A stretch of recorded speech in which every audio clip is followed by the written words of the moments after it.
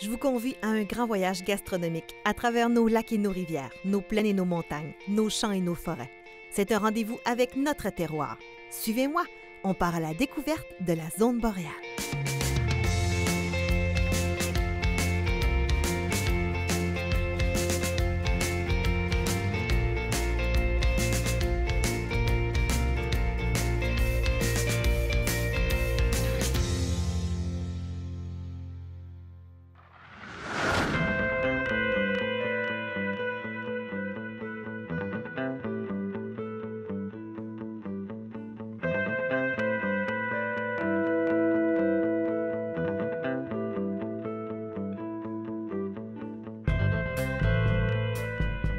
La région du Saguenay-Lac-Saint-Jean est immense et relativement éloignée du reste du Québec.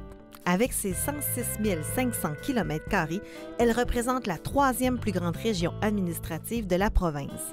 Mais on y compte à peu près plus de 275 000 personnes, ce qui représente seulement 3 % de la population québécoise, quand on dit qu'on a de la place chez nous.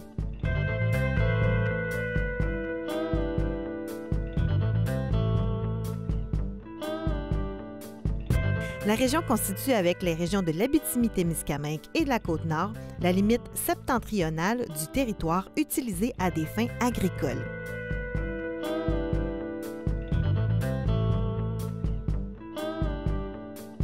La région du Saguenay-Lac-Saint-Jean est souvent désignée comme une oasis tempérée en milieu nordique. L'éventail des productions agricoles que l'on retrouve dans la région est des plus diversifiés. Pour en discuter, j'ai donné rendez-vous à Joanie V. Tremblay de l'Union des producteurs agricoles.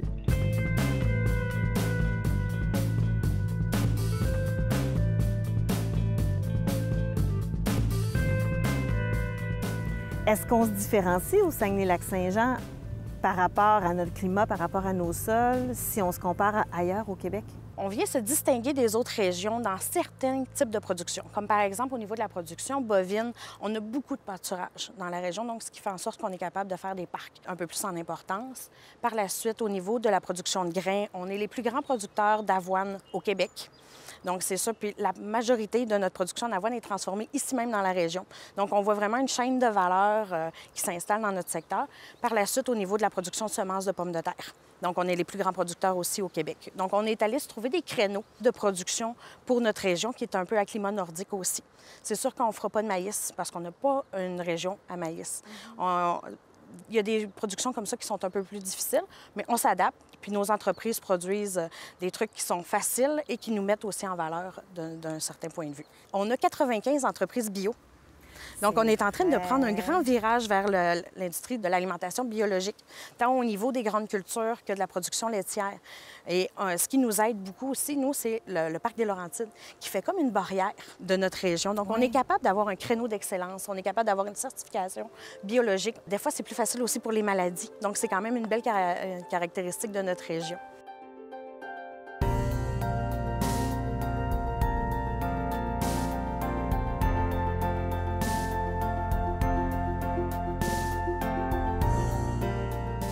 La région se situe à plus de 150 km au nord de l'agglomération de Québec. La situation géographique de la région du Saguenay-Lac-Saint-Jean et les conditions climatiques qui y sont associées ont des influences directes sur la culture et le terroir de sa population. Tout ça se traduit par des hivers longs et froids, avec une importante couverture neigeuse. Les étés y sont courts et chauds, avec une longue durée d'ensoleillement. La situation d'isolement et d'éloignement procure une protection aux cultures et aux élevages contre certains ravageurs et maladies. Les espèces cueillies et cultivées en région boréale sont, quant à elles, adaptées aux conditions climatiques. Tout ça a une influence sur ce qu'on va récolter et où on va le récolter. Est-ce que sur la carte géographique du Saguenay-Lac-Saint-Jean, on est capable de voir qu'il y a certains types de cultures qui sont plus propices selon la MRC ou le coin sur lequel on est? On est assez diversifié partout dans la région. Je vous dirais qu'il y a beaucoup la pomme de terre, qui est vraiment spécifique avec le bleuet, là, qui pousse dans des types de sols un peu plus particuliers, un peu plus sableux. Donc, on produit beaucoup de pommes de terre dans le secteur de Saint-Ambroise et dans le secteur de Péribonka. Fait qu'on a vraiment des pôles. On n'en produira pas à Métabetchouan, où on a une terre qui est un peu plus riche, qu'on a une espèce de microclimat qui nous permet peut-être de produire du maïs, chose qu'on n'a pas ailleurs dans la région. Fait que c'est un peu plus comme ça qu'on est capable de voir des différents secteurs de production, mais ou non, c'est assez homogène là, comme diversité.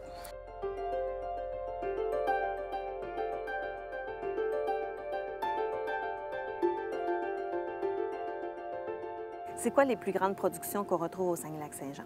Bien, premièrement, c'est sûr qu'on ne peut pas se dissocier de notre petit fruit bleu. Donc, c'est sûr que la production de petits fruits, fraises, framboises, mais c'est sûr que le bleuet est en très grande quantité dans la région. On a beaucoup d'entreprises. Par la suite, c'est suivi de très, très près par la production de lait. On voit une diminution au niveau de notre nombre d'entreprises, mais les superficies, les quotas restent quand même assez stables. Donc, ça se régénère et ça achète. Les entreprises grossissent. Par la suite, c'est sûr qu'on a beaucoup de pommes de terre. Comme je vous disais, c'est 24 entreprises au Saguenay-Lac-Saint-Jean, mais c'est extrêmement concentré dans nos municipalités là, ciblées. Donc ça, c'est nos plus importantes productions au Saguenay-Lac-Saint-Jean. Oui. Si on regarde tous les producteurs agricoles que tu connais, que tu as côtoyés depuis que tu es dans l'industrie, est-ce que tu es capable de nommer quelque chose qui les rejoint tous ou qui les... Ah oui, facilement. C'est quoi? La passion. Oui. La passion. Je pense que pour être producteur agricole, ça te prend une première qualité qui est d'être passionné parce que faire le travail qu'ils font, avec les horaires qu'ils font, et qu'on ne contrôle pas 50 du facteur qui est la météo, donc qui donne ta production, tu n'as aucun contrôle là-dessus. Donc pour te lever à tous les matins puis aller faire ton travail, je pense que ça prend quelqu'un de passionné pour le faire.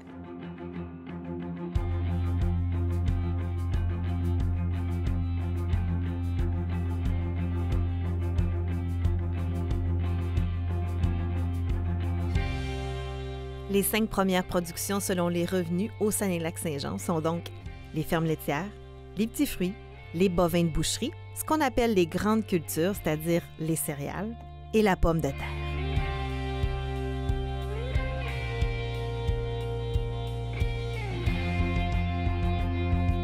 On retrouve 2 regroupements d'entreprises spécialisées dans la commercialisation de pommes de terre dans la région du Saguenay-Lac-Saint-Jean. Propure, dans le secteur de Saguenay, et Patate-Lac-Saint-Jean, au Lac-Saint-Jean. Au fil des ans, le Saguenay-Lac-Saint-Jean s'est positionné favorablement dans la culture de pommes de terre de semences. La superficie consacrée à la semence en 2010 représentait 40 du total des terres consacrées à la culture. Ça correspond à 58 de la production provinciale en termes de superficie.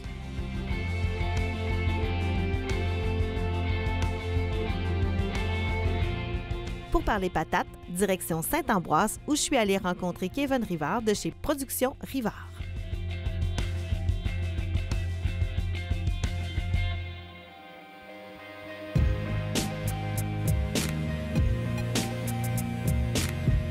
Ça, c'est les camions qu'on utilise quand on fait la récolte? Oui, puis pour aller livrer aussi au centre d'emballage. OK.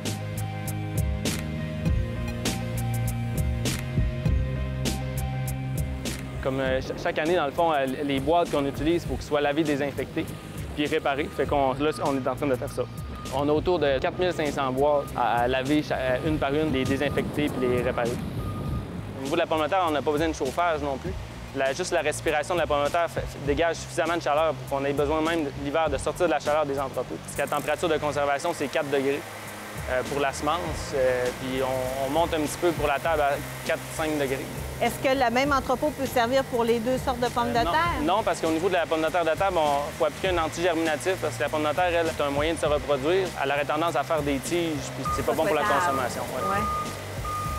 Fait que là, habituellement, quand on est plus tard dans la saison, on aurait plein de pommes de terre partout. Oui, c'est ça. Et dans des boîtes. Et dans des boîtes et dans des montagnes. Vracs. On peut aller voir, si tu veux, un entrepôt de vrac à Caisse-à-L'Âge juste à côté ici.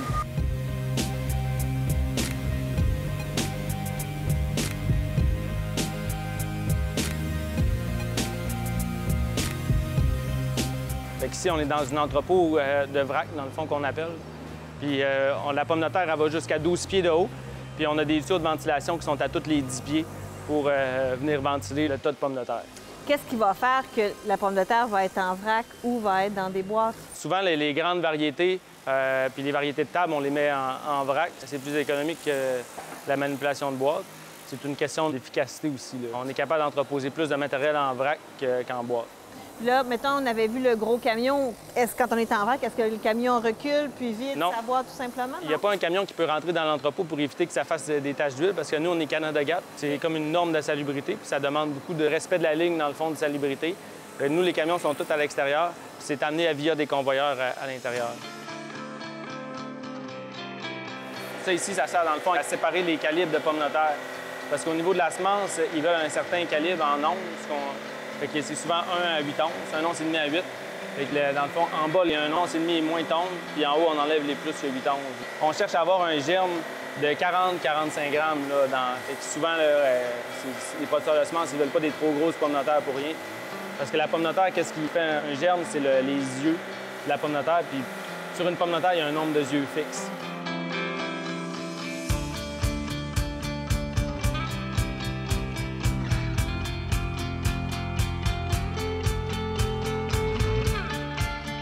Ça représente quoi, ce qu'on voit? Est-ce que c'est tout votre champ à vous autres? Dans le fond, nous, ici, on a un lot complet à la limite à Saint-Ambroise, puis après, c'est Bégin, qu'on a un autre lot à Bégin aussi. Là. Fait que la limite de Saint-Ambroise-Bégin est dans un trait carré qui passe entre nos champs là-bas. Là. OK. Et puis là, c'est juste ça, là. Oui, assez, là. C'est une de nos parcelles, puis on a d'autres parcelles au village. On est un peu éparpillés là, sur Ville-Saguenay, Saint-Ambroise, Chipcha, Bégin. Différentes sortes de pommes de terre? Oui. Nous, on fait 15 variétés, dans le fond, de pommes de terre. On est producteurs de semences, fait que ça nous demande de faire plusieurs variétés pour les besoins spécifiques de nos clients. On fait de la recette, de la rouge, de la blanche, de la jaune, puis des hâtives, puis des tardives là-dedans. Comment on fait pour les retrouver sur les tablettes? À l'épicerie, c'est beaucoup commercialisé sur jaune, rouge et blanche.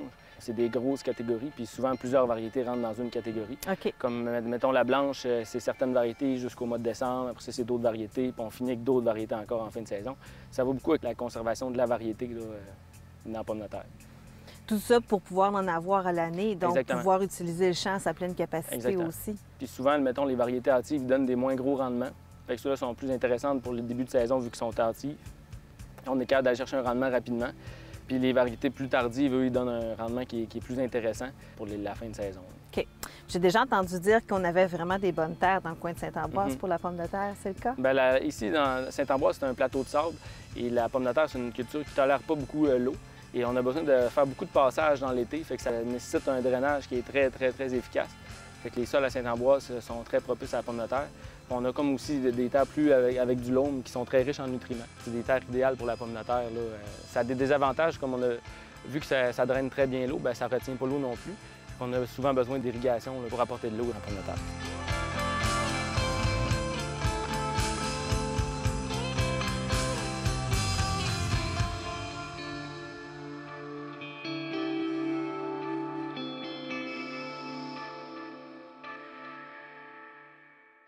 J'entends souvent parler au Saguenay-Lac-Saint-Jean de pommes de terre de semence. C'est quoi la différence entre la pomme de terre de semence puis la pomme de terre, j'imagine, de table? Oui. Quand c'est pas de semence, c'est de table? Au niveau de la pomme de terre, dans le fond, c'est quand on prend un tubercule, bien, on replante un tubercule pour avoir une pomme de terre, puis on vient comme de sauter une génération.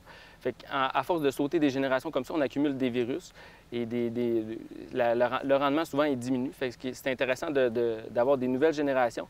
Et les producteurs de semences, eux, dans le fond, chaque année, une pomme de terre elle commence nucléaire. OK. Bien, des plantules deviennent nucléaires à préélite à élite 1, élite 2, élite 3, élite 4, fondation certifiée.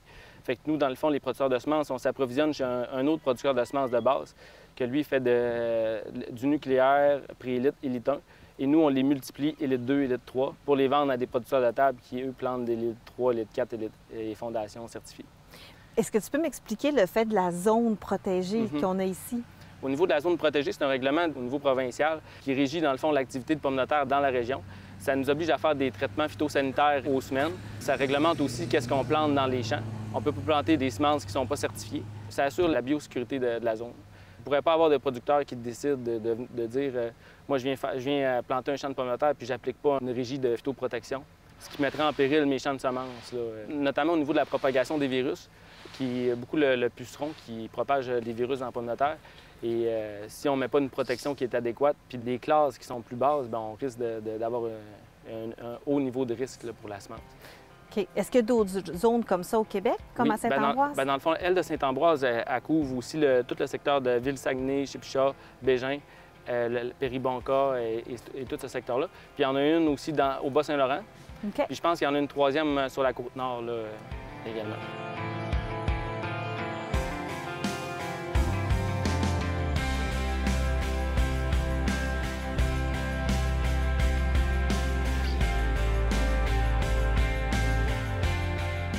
Des zones de culture protégées ont donc été instaurées dans les régions du Bas-Saint-Laurent, du Saguenay-Lac-Saint-Jean, de la Côte-Nord et du nord du Québec. Elles ont pour objet de garantir un environnement propice à une culture de pommes de terre de semences de qualité. La pomme de terre représente une culture très sensible à un bon nombre de maladies et d'organismes nuisibles. La réglementation en vigueur contribue à protéger la production. Même en tant que jardinier amateur, vous ne pouvez pas planter n'importe quel type de semences de pommes de terre. Si vous cultivez un jardin qui se trouve dans une zone de culture protégée, vous devez vous procurer des semences qui proviennent d'une zone de culture protégée et qui sont autorisées par la loi sur les semences. La barrière naturelle de notre région est un atout majeur pour la production de pommes de terre de semences. Notre climat nordique lui procure une vigueur et des rendements supérieurs.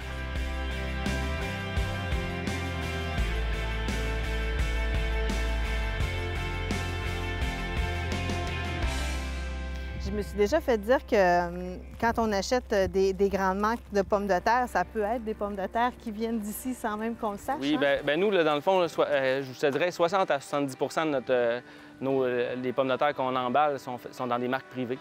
Fait que c'est souvent les compliments, choix du président, sans nom, toutes ces marques-là qu'on emballe pour, mais c'est nos pommes de terre quand même. Fait que des fois, c'est pas parce qu'on achète un sac compliment que c'est pas nécessairement nos pommes de terre. Sinon, si on veut être sûr d'acheter régional, bien ça prend... ça prend la marque Pro-Pur. La marque Pro-Pur.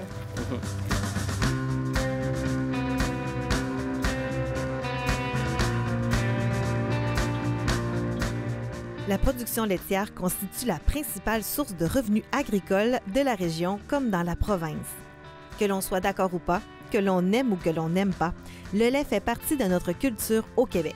Je me souviens enfant des berlingots de lait à l'école, du laitier qui passait à la maison 2 fois par semaine. Les vaches font aussi partie de notre paysage agricole. On ne peut pas imaginer nos champs et nos routes de campagne sans leur présence. C'est donc avec beaucoup d'enthousiasme que je me suis rendue à la ferme Gilbert pour une visite privée. Là-bas, c'était la pouponnière. Où vous voyez les fenêtres, là? OK. On peut aller jeter un coup d'œil si ça vous intéresse. Oui, tout de suite même. J'aime ça, moi. Là, il n'y a pas de bébé dedans. Parce qu'on... Oui, il y a des bébés. Si on dit que les vaches sont bien, bien les bébés, il faut qu'ils soient bien aussi, hein? Oh, wow! Séparer les bébés des mamans. Oui? Parce qu'à cause que des bébés, c'est plus facile, c'est plus approprié à la maladie. OK. Donc, en les séparant, et si on a 25 bébés par mois, bien, c'est beaucoup à faire nourrir, à faire boire. Donc, maintenant, on a une louve. Ça veut dire que c'est une... Si vous venez ici, tiens, ils sont plus jeunes, ils sont plus vieux. Quand le petit bébé arrive dans la première semaine, on les met dans des logettes. Et par la suite, le premier lait, c'est le colostrum qu'on va donner au bébé. Puis après, on va les séparer par groupe d'âge. Fait que quand le petit bébé, il y a une puce dans l'oreille, le petit bébé vaut, donc il vient boire. Ça, c'est une louve. C'est ça, une louve? Oui, ça veut dire qu'il y a du lait en poudre et de l'eau bouillante. Et ça se mélange tout le temps. Quand le petit veau vient téter, dans la petite chambre de contention, il peut prendre de 6 à 8 litres de lait par jour. Ça fait que ça fait des beaux veaux, toujours égal. Puis, comment ça se fait que nous, on boit du lait de vache, mais qu'eux, ils boivent du lait en poudre? Bien, vous savez, les enfants, les mamans ne décident pas toutes des allaiter. Fait qu'ils vont souvent prendre des laits maternels. Donc, c'est des laits qui sont aussi bons. Parce qu'ici, on commercialise le lait. Quand la vache, après qu'elle a eu son bébé, une semaine après, c'est là que la lactation est élevée. Okay. Après, ça descend. Et nous, on a choisi de le commercialiser. Tout simplement. Ils sont beaux!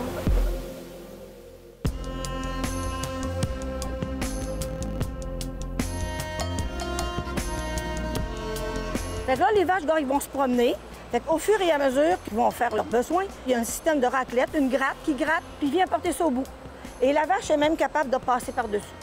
Elle s'habitue. Ils vont se reposer, puis viennent manger. Là-bas, c'est des abreuvoirs. Et ils ont des brosses pour se faire masser. Parce qu'apparemment, ça leur fait bien du bien. Soit la tête, parce qu'ils ne sont pas capables de se gratter comme ils veulent. Fait que ces brosses-là sont vraiment efficaces.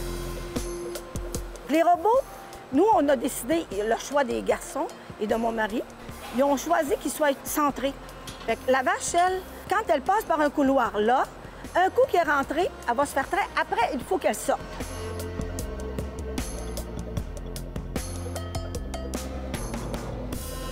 C'est quand elle va manger. Admettons qu'elle veut y aller, parce qu'il y en a qui sont gourmandes, peuvent y aller 7-8 fois. Bien, après 3 fois, le robot ne lui donnera pas de supplément. Donc, elle va passer tout droit. OK. Les traires, c'est entre 5 minutes, 8, des fois 10 minutes. on sait quand elle va se faire traire, si elle vient d'avoir un bébé, si elle a fait traire ses 4 quartiers, c'est tout informatisé. On peut même, avec notre cellulaire, directement, sans aller là, le savoir. Comment qu'on leur montre le chemin les premières fois? Tranquillement. Ça l'a pris beaucoup d'humains. Oui. Parce que la vache, là, elle n'était pas habituée ici. Oui. C'était vers la fin de l'hiver. Donc, quand elle est arrivée, là, bien, ça a pris beaucoup de gens. Il faut lui mettre des barrières. Oui. Les habituer à rentrer. Les premières fois, là, ça prenait beaucoup de personnes. Il n'y allait pas toute seule. Il faut lui faire un petit peu comme des enfants quand on les éduque. Oui. Tranquillement.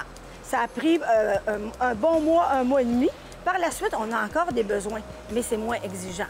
Et au fur et à mesure, ils disent que pour des robots, ça peut prendre de 1 an à 2 avant que ça soit rentable, puis qu'on soit vraiment à l'aise.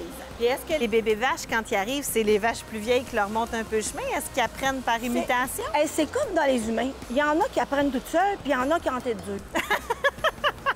Il y en a, là, mais c'est certain que quand ils sont en groupe, une fait quelque chose, ils ont tendance à suivre. Oui. La normale.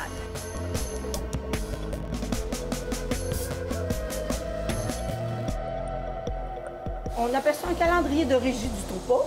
Ça veut dire qu'au départ, tu as toujours des... Comme là, on voit, là, ici, tu voyais que les treilleuses, il faut arrêter de la traire. Il y a toujours un moment de repos. Là, il y a un petit beau gars qui est né. Puis là, elle va être inséminée là. Parce qu'à chaque mois, la vache vient en chaleur. On va l'inséminer. Ça peut arriver qu'une vache, ça ne fasse pas une première fois, une deuxième fois. Ici, c'est l'insémination 100 Fait que quand la vache est inséminée, regarde, là, le taureau, il a monté la maman. Hop, la vache est partie, il va avoir un bébé. Ça, le calendrier, chaque mois devrait avoir un nombre égal de mamans qui vont veiller.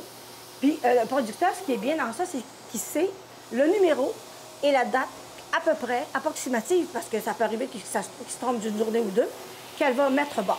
Fait que là, à mesure que le temps avance, on prend le tableau puis on fait un petit peu la rotation. Tout à fait, tout à fait. Moi, là, mon mois, c'est octobre. Fait que le mois d'octobre, il va y avoir ce nombre de vaches-là qui vont mettre bas, qui vont veiller. Donc, un bon producteur devrait avoir des vaches qui veillent tout le temps de l'année pour avoir du lait également. Fait que ça, on sait, regarde, comme là, on voit la maman, elle va avoir un petit bébé. Fait qu'on va la laisser se reposer, puis après, on va la repartir en beau. Ça prend 9 mois avoir un bébé, comme les mamans. On va avoir les robots.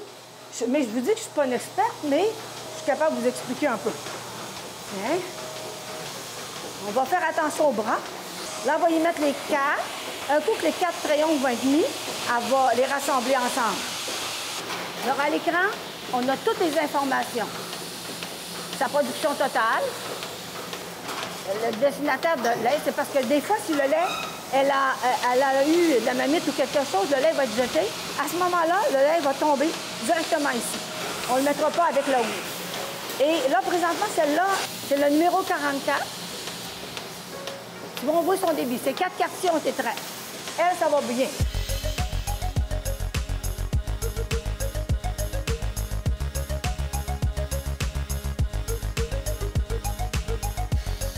L'industrie laitière, c'est une industrie super importante au Saguenay-Lac-Saint-Jean. Oui. Le lait a toujours maintenu la route. La gestion de l'offre, on sait bien qu'avec les États-Unis, c'est pas facile, mais on a un bon président, Daniel Gobeil, puis les producteurs suivent de près la gestion de l'offre parce que c'est un outil incontournable. Sans gestion de l'offre, je pense pas qu'on pourrait résister à survivre des entreprises comme la nôtre. Comment on peut l'expliquer, la gestion de l'offre? Bien, la gestion de l'offre, c'est parce qu'on s'est donné des pouvoirs de consommation, de ne pas surpasser le lait, puis pas d'en faire insuffisamment. Donc, on a des quotas laitiers. Dans nos quotas, on est régi. Il ne faut pas dépasser, puis il ne faut pas le faire. Donc, on sait comment on doit faire de lait, parce que quand il y en a trop, le surplus, c'est là qu'on déclasse. Donc, ils ont mis des règlements pour qu'ici, au Saguenay-Lac-Saint-Jean, je ne pourrais pas vous dire exactement la quantité, là, mais nous, on n'a pas loin de 160 kilos au jour. Et comme on va monter à 200 vaches laitières, bon, on aura 200 kilos de quota de matière grasse par jour. Parce qu'avant de pouvoir se procurer une nouvelle vache, est-ce qu'il faut obtenir le quota de l'apport de lait? Oui. Bien, oui, pour avoir une vache, tu as 1 kilo de quota. Puis 1 kilo coûte entre 24 et 26 000. Ça peut jouer. Mais des fois, le quota est moins dispendieux, des fois plus. Ça veut dire que c'est quelque chose qui a un peu une valeur. Oui, ça a une valeur, c'est ça. Ça a une valeur. C'est ça que la gestion de l'offre protège. En ayant un quota à faire, Ça veut dire qu'on doit produire une quantité qui est normale, qui est ajustée par ferme, selon ce que toi tu veux grossir. Il peut y avoir des plus petits. Moi, je ne me considère pas comme une méga entreprise. Ici, on est une moyenne entreprise, puis on fait vivre 5 familles.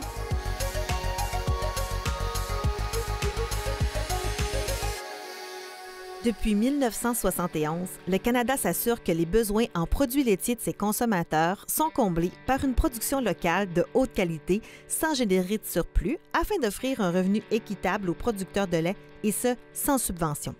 C'est cette politique qu'on appelle la gestion de l'offre. Elle s'applique à 3 principaux segments de l'industrie agricole, les produits laitiers, les œufs et la volaille.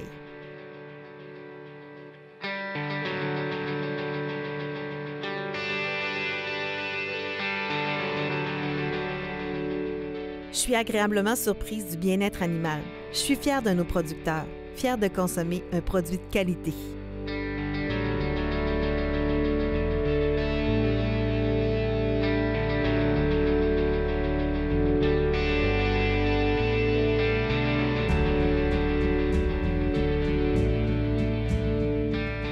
L'agriculture est une industrie diversifiée et passionnante. Elle regorge de gens dévoués qui possèdent un savoir-faire à mi-chemin entre tradition et innovation. Des gens qui font de l'agriculture pour les bonnes raisons et dans le respect de la terre et des animaux. La région connaîtra certainement de belles années dans le développement de son industrie agroalimentaire. Elle a toujours connu des hauts et des bas. Mais il ne faut pas oublier qu'une nouvelle technologie, une nouvelle norme environnementale, l'ouverture des marchés, les changements de gouvernement, les conditions climatiques sont tous des facteurs qui influencent l'exploitation d'une ferme. Sans parler des défis auxquels l'agriculture régionale fait face, comme la main-d'œuvre et la relève. Mais quel rôle pouvons-nous jouer en tant que consommateurs? Je crois sincèrement que plus on s'intéressera et que plus on s'informera sur le métier d'agriculteur, sa réalité, ses défis, plus on comprendra le rôle qu'il joue dans notre quotidien, plus on sera en mesure d'ajuster notre consommation à l'offre réelle, selon les saisons, selon notre nordicité, parce qu'on a réellement un rôle à jouer, non seulement dans l'économie, mais dans l'équilibre de nos écosystèmes.